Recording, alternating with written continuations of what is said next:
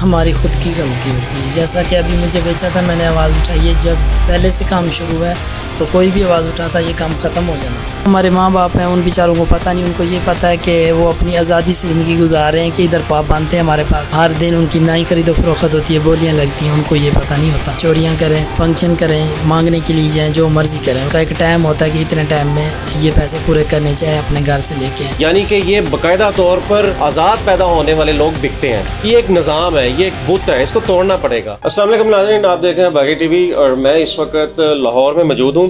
नाज़रीन, हमारे माशरे के अंदर अगर ख्वाजा सरा का देखा जाए तो एक ऐसा अजीब सा मामला आ जाता है। अगर वो कहीं गुजर रहा है तो तूफान बदतमीजी है, कहीं बैठा है तो लोग अजीबो गरीब किस्म के वहाँ पर आवाज़ें कसते हैं। यानी कि एक ऐसा अजीब सा मामला आ जाता है। अगर वो कहीं गुजर रहा है तो तूफान बदतमीजी है, कहीं बैठा है तो लोग अजीबो गरीब किस्म के वहाँ पर आवाज़ें कसते हैं। यानी कि बड़ा मसला है कि हमें तो यही नहीं पता, हम इनको अपने में से समझते नहीं है।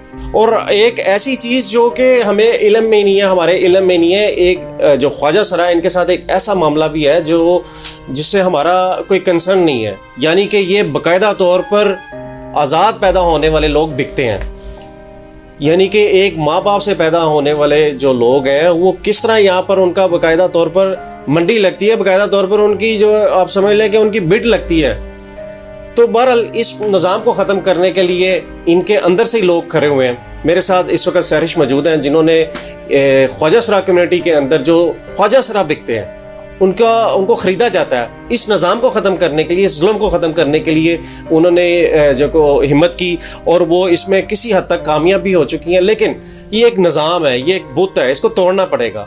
उसको कैसे तोड़ना पड़ेगा? क्योंकि माशरे में हम लोग जब साथ इनके मिलेंगे, इनके साथ इनके दस्ते बाजू बनेंगे, तभी ये जुल्म ख़त्म होगा। तो इनसे बात करते हैं आखिर किस तरीके से इन्होंने ये सारा शुरू किया और आया कैसे इनके जहन में कि ये ख़त्म कैसे करना है या ये। अच्छा सहरिश, क्या हाल आपका?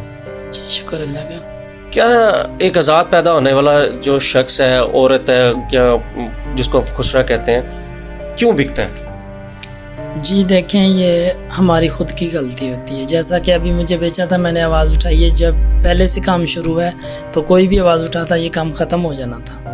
और जाहिर बात है, जब तक आप लोग अपने अंदर से खुद नहीं करेंगे तो कैसे ख़त्म हो सकता था? अभी भी काफ़ी लोग ऐसे हैं जो बिक रहे हैं, वीडियोस में मेरे पास मौजूद है, तो वो बिक रहे हैं, उनको कोई पता ही नहीं है, वो आगे नहीं जाते, आवाज़ नहीं उठाते। किसी का मसला होता है, मसलन के फैमिली में कोई मसला होता है, कोई किस तरह होता है, कोई डरते हैं, सब मसले मसाइल इनके होते हैं, तो वो अपनी मजबूरी पे चुप हो जाते हैं। अच्छा, मुझे बताएं, जब आपको ये आप ख्वाजा सरा थी और आप कैसे बिकें, तो उस वक्त जहन में था नहीं था, ये जहन में आया कैसे कि ये जो एक आज़ाद इंसान है ये बिकता है, इसके ख़िलाफ़ आवाज़ उठानी चाहिए, इसके ख़िलाफ़ काम करना, ये आया कैसे जहन में? जी देखें, जो बेच रहे हैं आजकल, जो लाहौर में बड़े आड़ती बने हुए हैं, जैसे सब्ज़ मंडी में होते हैं, तो वो जितने भी हैं शादीशुदा और बीवी बच्चे और वो उनकी फैमिलियाँ साथ हैं।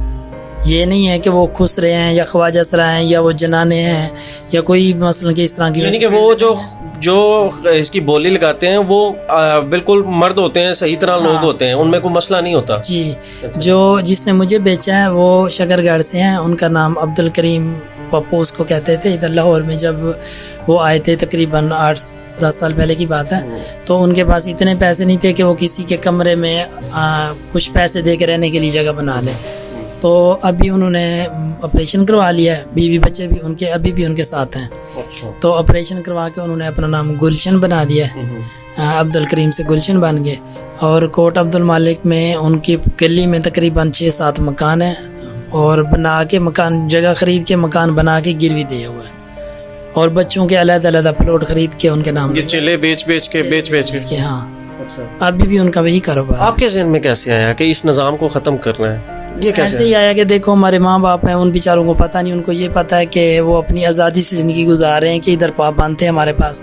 अभी वो अपनी खुशी से, आज़ादी से डांस कर रहे हैं या मांगने जाते हैं या जो भी करते हैं, वो अपने सुकून से ज़िंदगी गुजार रहे हैं। लेकिन उनको ये पता नहीं होता कि हमारे बच्चे उधर जलील हो रहे हैं, बिक रहे हैं, हर दिन उनकी नई खरीदो फरोख्त होती है, बोलियाँ लगती हैं, उनको ये पता नहीं होता। तो आपको अंदाज़ा होगा, क्योंकि आप कम्युनिटी है आपकी, कई ऐसे ट्रांसजेंडर हैं जिन्होंने PhD की है, कई इस वक्त अच्छे ओहदों पर इस वक्त पूरी दुनिया में उनका नाम है। पाकिस्तान के इस्लामाबाद में भी एक ख्वाजा सरा जिन्होंने PhD किया है, क्या वो जहन में आए हैं तो आपने कोई काम शुरू किया? जी देखें, जो ज़्यादा एज तक अपनी फैमिली में अपने घर में रहते हैं तो उनकी तालीम भी होती है और पढ़ भी लेते हैं, या छोटी उम्र से घर से निकल जाते हैं तो फिर वो इसी फील्ड में आते हैं, डांस करना या मांगने के लिए चले जाना। जब वो बेचे जाते हैं तो जब गुरु लेके जाता है, जो आगे नया गुरु होता है, तो वो कहता है मैंने आपको 5 लाख में अगर ख़रीदा तो ये 5 लाख आपने मुझे देने हैं, पूरे करने हैं, चाहे करें, चोरियां करें, फंक्शन करें, मांगने के लिए जाएं, जो मर्ज़ी करें। उसका एक टाइम होता है कि इतने टाइम में ये पैसे पूरे करने, चाहे अपने घर से लेके आएँ। उसको जब वो पैसे उसने दिए थे वो हम दे देंगे, फिर हमें वो डबल में बेचेंगे। मसलन के 5 लाख उसके पैसे अदा कर देने और उसके बाद फिर उसने आपको बेचना, वो 5 लाख फिर उसने उधर डालने हैं और 10 लाख में बेचना है। सही। अच्छा, जब ये आपने शुरू किया कितना मुश्किल काम था, कितनी मुश्किलात पेश आई, क्योंकि ये एक अच्छा भला सिस्टम चल रहा है लेने देने का, तो इसको जब इस निज़ाम के साथ टक्कर ली तो फिर क्या उस वक्त फिर क्या? जी देखें, इसमें काफ़ी बड़ी बड़ी दुश्मनियाँ होती हैं। एक ज़िंदगी मौत का सवाल होता है। जिसको 10 लाख रुपए 20 लाख रुपए आता है तो वो उसका चेला हमारे पास आ जाएगा, हम आज़ाद करवा लेंगे, तो उसको मेरे ऊपर गुस्सा भी आएगा और दुश्मनी बहुत ज़्यादा होगी। तो अल्लाह ताला की मेहरबानी, अभी तक कोई ऐसा वैसा मसला नहीं हुआ। छोटे मोटे होते हैं तो हम हल करवा देते हैं पुलिस और मीडिया के साथ लेके। तो अभी कितने तक चेले जो आप आज़ाद करवा चुके हैं, और वो क्या अब वाकई आज़ाद हैं या दोबारा से किसी ऐसे सिस्टम में मौजूद हैं कि वो किसी ना किसी के ग़ुलाम हैं? हाँ, 2 इस तरह हुए हैं जो मेरे पास आके, उनके पीछे मैंने काफ़ी कार्रवाई भी की थी, थाने कचहरियों तक जाके, फिर वो वापस उन्होंने बुला लिए, जैसे भी बुलाए। तो बाकी जो है मेरे पास इस टाइम 167 हैं। तो वो कैसे क्या करते हैं, वो क्या अपनी ज़िंदगी कैसे गुजारें गुरु के बगैर? जो एक निज़ाम है इसमें तो गुरु के बगैर आप रह नहीं सकते ना उनकी। अच्छा, गुरु मैं हूँ उनकी। और जैसे पाबंद थे, मसलन के एक गुरु होता है, वो कहता है अभी ईद आने वाली है तो मेरी सारी फैमिली के कपड़े लेके दो और इतने पैसे दे दो, और उसके अलावा जब होती है सालगिरह वगैरह होती है, गुरु की होती है या चेले की होती है, उसमें 50-50 हज़ार तक लेते हैं। उसको हम बड़ापन कहते हैं अपनी ज़बान में। तो इतना कुछ लेते थे, वो हमने सब कुछ ख़त्म करवा दिया, ख़रीद फरोख्त ख़त्म करवा दी। अभी जो मेरे चेले हैं तो कोई फैमिलियों में हैं, कोई अपने डेरों पे हैं, कोई मांगने जाते हैं, कोई फंक्शन कर रहे हैं, अपनी आज़ादी की ज़िंदगी गुजार रहे हैं। चाहे पूरी ज़िंदगी मेरे पास ना है, मैं ना उनको बेच सकती हूँ, ना उनसे मैं कुछ ले सकती हूँ कि मुझे इतने पैसे 2 साल हो गया आपने कुछ दिया नहीं है या अपनी कमाई दो, वो कुछ भी नहीं है। अच्छा, अब अज़म क्या इस वक्त दुनिया सुन रही है और यकीनी तौर पर ट्रांसजेंडर्स भी कहीं ना कहीं इसको सुनते होंगे, ख्वाजा सरा सुनते होंगे, क्या मैसेज देना चाहेंगे? जी, मैं यही मैसेज देना चाहूँगी कि एंड हमारी कब्र है, मरना है, कब्र में जाना है। लोगों के बच्चों को बेच के अपने बच्चों का फ़ायदा नहीं सोचना चाहिए। एंड पे इनका जाके हिसाब देना है जो कुछ हम दुनिया में कर रहे हैं। बिल्कुल, ये ख्वाजा सरा की सोच हो सकती है। तो एक जो नॉर्मल इंसान है जिन्होंने इनको ख़रीदा बेचा, जिसका इस कम्युनिटी से भी कोई ताल्लुक़ नहीं है, सिर्फ सोच का मसला है। अगर इनकी ये सोच हो सकती है तो उनके भी सोच में आता होगा, लेकिन तरबियत नहीं है, हमारा मसला नहीं है, पैसा सब कुछ हो जाता है। ये एक स्टेप उठाया सैरिश ने और जिसमें ये बहुत कामयाब भी हुई है।